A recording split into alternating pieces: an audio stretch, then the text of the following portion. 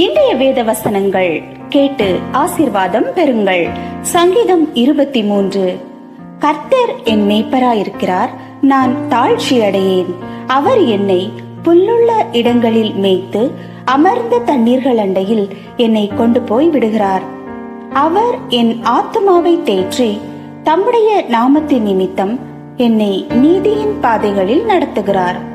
நான் மரண இருளின் பள்ளத்தாக்கிலே நடந்தாலும் பொல்லாப்புக்கு பயப்படேன். தேவரீர் என்னோட கூட இருக்கிறீர். உமது கோலும் உமது தடியும் என்னை தேற்றும். என் சத்துருக்களுக்கு முன்பாக நீர் எனக்கு ஒரு பந்தியை ஆயத்தப்படுத்தி என் தலையை எண்ணெயால் அபிஷேகம் பண்ணுகிறீர். என் பாத்திரம் நிரம்பி வழிகிறது. என் ஜீவனுள்ள நாளெல்லாம் நன்மையும் கிருபையும் என்னை தொடரும். நான் கர்த்தருடைய வீட்டிலே நீடி